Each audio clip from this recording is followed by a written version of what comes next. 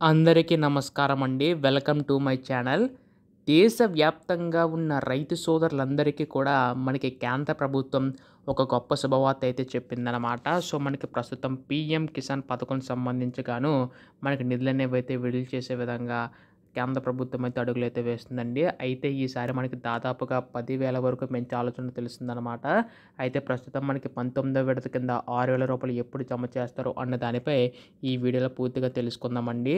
అయితే దీనికి సంబంధించి గాను మనకి అఫీషియల్ డేట్ అయితే వచ్చింది. సో, ఎప్పుడు అమలు చేస్తారో ప్రతీదీ కూడా ఈ వీడియోలో పూర్తి సమాచారం అంతా తెలుసుకుందాం. మీరు ఈ వీడియో అయితే చివరి వరకు అయితే చూడండి.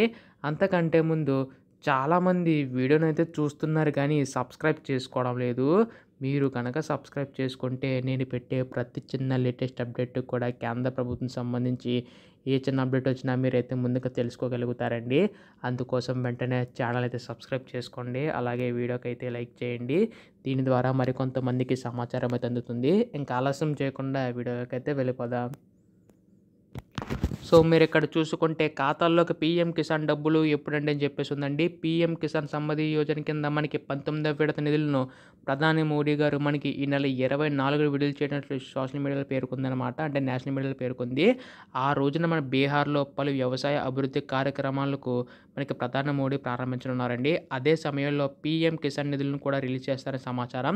ఈ పథకం కింద కేంద్రం ఒక్కో రైతుకు ఏడాదికి 3 విడతల్లో రూ. 2,000 చొప్పున మొత్తం రూ. 6,000 అందిస్తుంది. కాకపోతే ఈ కేవైసీ చేసిన వారికి మాత్రమే డబ్బులనేవైతే జమ అవుతాయన్నమాట. దీన్ని బట్టి చూసుకుంటే మనకి 19వ విడత కింద 24వ తేదీన మనకి ఈ యొక్క మిగతా రూ. 2,000 విడుదల చేయనుందనమాట కేంద్ర ప్రభుత్వం అయితే. ఎట్టకేలకు గొప్ప శుభవార్త అయితే వచ్చిందండి. సో, చాలామంది రైతన్నలు అయితే ఎదురు చూస్తున్నారు కేంద్ర ప్రభుత్వం నిధులు ఎప్పుడు జమ చేస్తుందని చెప్పేసి. సో, ఎట్టకేలకు మనకి కేంద్ర ప్రభుత్వం తరపున మనకైతే గొప్ప శుభవార్త అయితే రావడం అయితే జరిగిందనమాట. సో, దీన్ని బట్టి చూసుకుంటే మనకు కంపల్సరీగా ఈ కేవైసీ నమోదైన వారికి మాత్రం వస్తుందండి. 18వ విడత సంబంధించి కూడా విడుదల చేసిన వారికైతే వచ్చింది. కాకపోతే ఈ కేవైసీ ఎవరికైతే ఉంటుందో వారికి వచ్చిందనమాట. ఈ కేవైసీ కాలేని వారికైతే రాలేదు. సో, ఖచ్చితంగా ఈ కేవైసీ నమోదు చేసుకోవాల్సి ఉంటుందండి.